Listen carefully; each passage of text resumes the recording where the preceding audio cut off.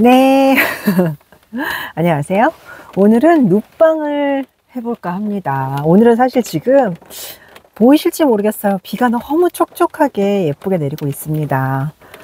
잠깐 비 내리는 거 보여드리면 빗방울 떨어지는 소리는 잘 들리실지 모르겠네요.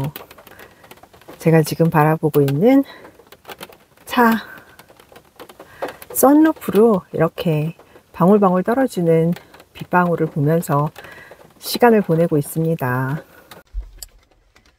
뉴욕 여행이 많이 힘들었거든요. 아니, 그러니까 뭐 힘들다기보다는 체력적으로도 쉽지가 않은 여행이었어요. 하루에 거의 3, 4만보를 매일 걸었으니까요. 제가 거기서 그때 비도 맞으면서 감기 기운도 있고 이래서 사실 뉴욕을 떠나면서 몸이 너무 피곤했는데 캐나다 들어와서 이렇게 차박을 하면서 푹 잘 쉬고 있습니다. 어제는 도서관에 가서 제가 The Case for Grace라는 리 스트로벨의 그 책을 읽고 있는데요. 어제 그 책을 읽다가 또 펑펑 울었습니다. 자주 울죠. 네. 리 스트로벨이라는 작가는 원래 The Case for Christ라고 그 책으로 유명해진 작가인데요. 저는 꽤 오래된 것 같아요. 몇 년 전에 그 작품으로 영화도 나왔었거든요. 그래서 교회에 있는 여자친구들이랑 같이 그 영화를 보러 갔던 기억도 있는데요. 그렇게 해서 알게 된 그 리스트로벨은 그 The Case for라는 걸로 뭐 The Case for Christ, The Case for Faith, The Case for Grace 이렇게 여러 책을 낸 작가입니다. 그리고 제가 보통은 한국어로 된 책을 읽는 걸 더 좋아합니다. 한글이 저는 더 편해서요. 근데 이번 책 같은 경우에는 어쩔 수 없이 영어로 읽고 있는데요. 한글 책이 없어서요. 네.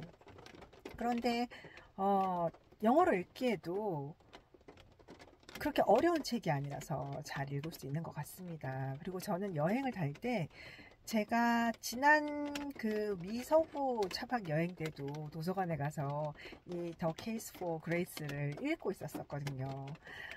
가끔 도서관에 들어가서 쉴 때 제가 찾는 책인데 이 책을 아직 완전히 끝낸 게 아니어서 어제도 가서 그 The Case for Christ를 찾아보니까 마침 이 도서관에 있길래 남은 부분을 읽으려고 책을 들었는데요. 하필이면 소제목이 패스터였습니다. 그리고는 이제 하나님의 뜻에 따라서 정말 큰 부흥을 일으키시며 사역을 하시던 목사님께서 불륜을 저지르시고 그거를 만천하에 공개하시면서 이야기를 하시고 바닥에 온 가족이 함께 떨어졌다가 또 그 불륜을 통해서 하나님의 은혜를 경험하고 그 사모님에 대한 이야기와 그렇게 또 함께 지금은 그 결혼을 위해서 사역을 하고 계신 목사님 그 부부에 대한 이야기였는데요. 하필이면 어제 그거를 읽어가지고 또 그거를 읽으면서 사실 제가 펑펑 울었던 이유는 제가 전 남편의 외도를 그렇게 용서하고 살면서 저는 하나님이 저도 그렇게 사용하실 줄 알았습니다. 그렇게 용서를 하며 사실 제가 예전에 그 유튜브에도 올려놨지만 전 남편의 외도를 알게 될 때마다 하나님이 제게 퍼부어 주시는 은혜는 대단했었거든요. 그 은혜가 아니었다면 저는 그렇게 용서하고 살지를 못했을 것 같아요. 인간이 할 수 있는 용서가 아니었거든요. 네. 그리고 하나님이 그렇게 용서를 퍼부어 주시고 은혜를 퍼부어 주시고 평안을 주셨기 때문에 제가 그렇게 평안하게 14년을 외도하는 남편을 보고 살 수 있었던 거지 아니면 그렇게 살 수 없었던 것 같습니다. 제가 그렇게 살고 있을 때 제 주변에 교회 사람들이라든지 이런 아무도 몰랐어요. 네, 특히 저희 아들은 아무것도 몰랐죠. 단 한 번도 엄마 아빠가 그런 걸로 싸우는 걸 본 적이 없었거든요. 제가 아이들에게 안 보여준 모습이 아니라 정말 안 싸웠던 것 같아요. 그러니까 아들의 눈앞에서는 절대 안 싸웠었고 예, 그렇게 살 수 있었던 것도 다 하나님이 저에게 은혜를 퍼부어 주셔서였었는데, 사실 저는 하나님이 저를 그렇게 쓰실 줄 알았어요. 이렇게 용서하고 살다 보면 남편은 진정으로 회개를 하고 주님께로 돌아와서 그렇게 나를 사랑하며 우리 가정을 지키는 그런 아름다운 해피엔딩이 될 줄 알았어요. 근데 아니더라고요.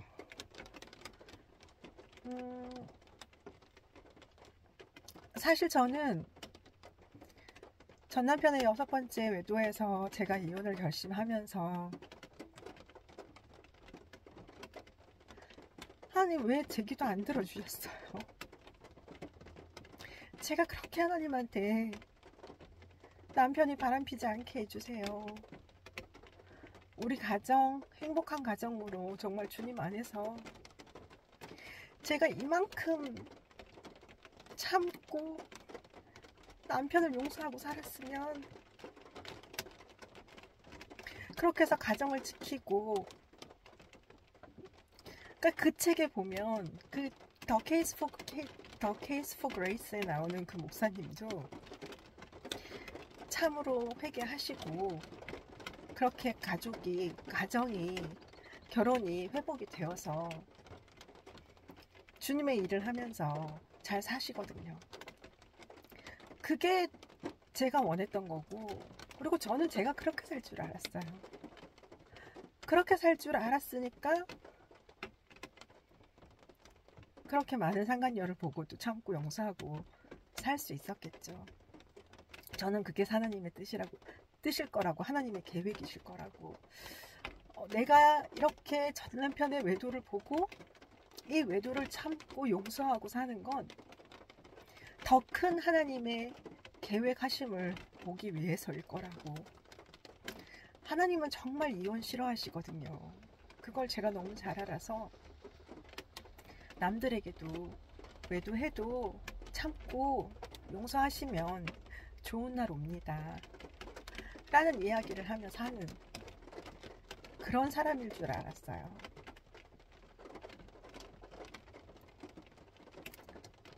근데 이혼을 했습니다.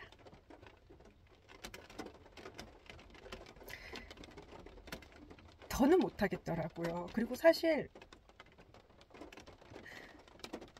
네, 제가 못한 거죠. 14년 참았으니까 한 30년 참았으면 될 수 있었을까요?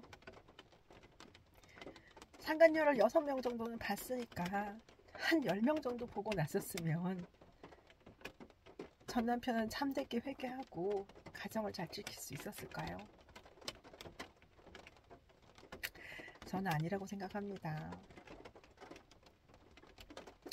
하나님이 주신 사역이 뭐가 됐든 제가 못하겠습니다, 하나님 저 죽을 것 같아요 라고 했을 때 하나님이 평안을 주시지 않는다면, 아니 다른 결정을 내려놓았을 때, 그 모든 것을 내려놓았을 때 하나님이 주시는 평안이 있다면 저는 포기도 나쁘지 않다고 생각을 합니다. 그게 또 하나님이 인도하시는 길일 수도 있고요. 그리고 저는 이혼을 통해서 정말 많은 것을 내려놓기도 했지만, 제가 아마 그때 이혼하지 않았다면 저는 굉장히 지금보다도 더 오만한 사람이었을 수 있을 것 같아요. 사람들에게 보세요, 하나님은 이혼 원하지 않습니다, 하나님은 이혼 정말 싫어하세요, 참고 견디세요, 무조건 참고 버티세요, 그런 얘기하는 사람이었을 것 같습니다. 그런데요, 제가 이혼을 하면서 알게 된 건 하나님은 그 누구보다도 저를 사랑하시는 분이라는 거였습니다. 제가 아버지 더 이상은 못하겠어요, 저 못하겠어요 하면, 그래 괜찮아, 너 그만해도 돼, 너 충분히 할 만큼 했어. 너 그만해도 괜찮아. 라고 하시는 분이라는 거를 알게 되었습니다. 제가 뉴욕에서 해밀턴을 보면서도 많이 울었었는데요. 저에게는 그 해밀턴의 멋진 음악과 가사와 그런 스토리보다도 해밀턴이 불륜을 저지르고 그 불륜을 인정하는 과정에서 자식이 알게 되고 세상 사람들이 알게 돼서 그 일로 인해서 그 자식이 죽음을 당하는 걸 보면서 그 해밀턴의 부인인 일라이자의 마음으로 제가 너무너무 그냥 그 마음이 너무너무 상상이 가고 그 아픔이 제가 겪었던 그 아픔이 일라이자의 그 아픔일 거다라는 생각에 그래도 저는 자식은 잃지는 않았잖아요. 근데 일라이자는 남편의 불륜으로 인해서 자식 하나밖에 없는 아들까지 잃어버리게 되면서 그 일라이자가 너무나도 그 마음에 아마 제가 일라이자가 됐었나 봐요. 제가 정말 해밀턴 그 뒷부분을 보면서는 계속 정말 펑펑 울고 있었거든요. 배우자의 불륜이라는 게 이런 겁니다. 그 트라우마는 글쎄요. 제가 아주 많이 회복됐다고 생각을 했었고 괜찮다고 생각하고 살았거든요. 이혼한 지 벌써 9년이나 지났는데 근데 배우자의 불륜이 이런 겁니다. 이혼을 하고 9년이라는 시간이 흐르고도 경제적으로는 아무런 문제 없이 남들 보기엔 정말 행복하게 잘 사는 것 같아 보이는 이런 저도 그 뉴욕이라는 멋진 도시에 가서 그 좋아하는 뮤지컬을 보다가도 그 상처가 불쑥 올라와서 펑펑 울게 만드는 그런 게 배우자의 불륜이에요. 저는 제발 남자분이 됐든 여자분이 됐든 알고 있습니다. 요즘은 여자분들의 불륜도 많은 거예요. 제발 그러지 마세요. 당신은 어떤 마음으로 하시는지 모르겠지만 당신도 당신 나름의 여러 가지 이유가 있다고 생각하시겠지만 불륜은 살인입니다. 그냥 이혼을 먼저 하세요. 깔끔하게 이혼하시고 사랑하세요.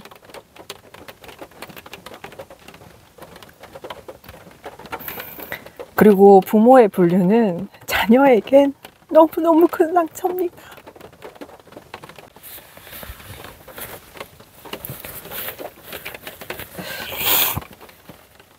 제가 고등학교 2학년 때쯤인가 저희 아버지가 바람을 피시는 걸 제가 알아내고는 엄마한테 말씀을 드린 적이 있어요.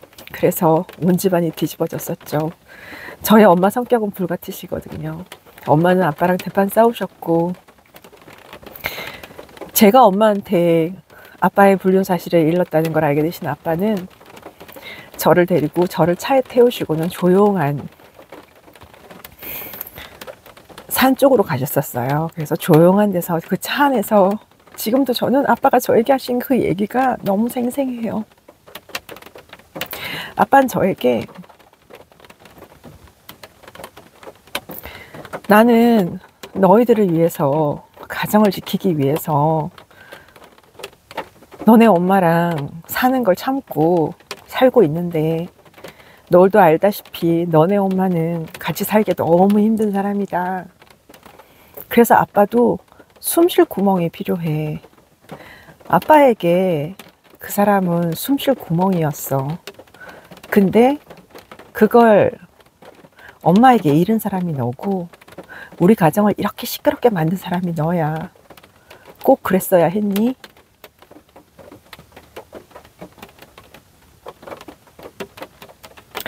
고등학생 딸에게 불륜을 들킨 아버지의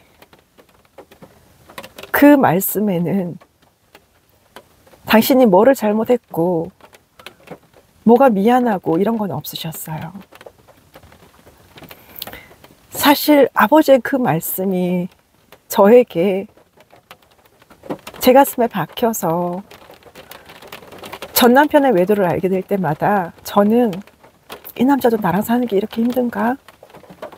나랑 사는 게 힘들어서 저렇게 숨구멍이 필요해서 외도를 했을까? 그럼 난 더 잘해줘야겠구나. 이 사람이 나랑 사는 게 힘들지 않도록 해줘야지.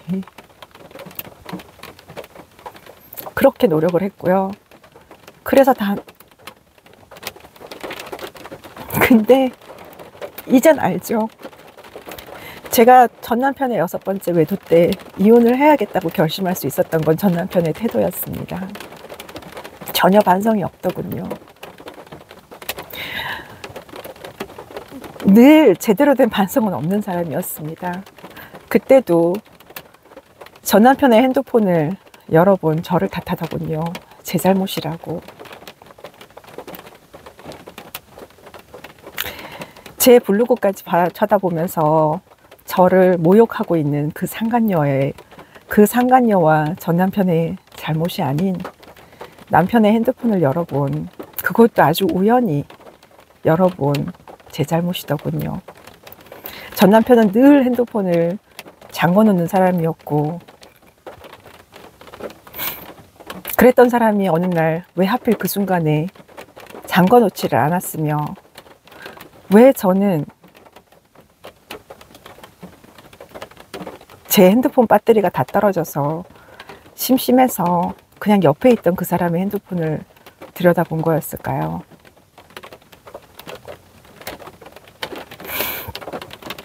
전 남편의 모습에서 너무나도 아빠의 모습이 보여서, 그리고 이때에 저는 정말 그렇게 생각했거든요.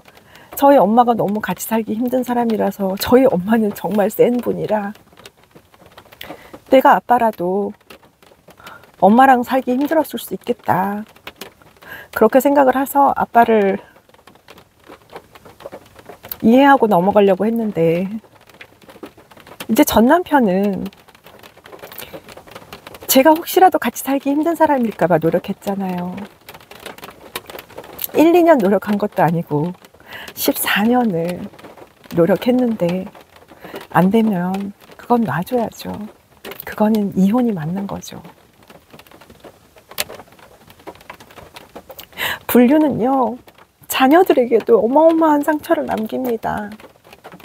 해밀턴은 그 사람의 불륜으로 자식을 잃었어요.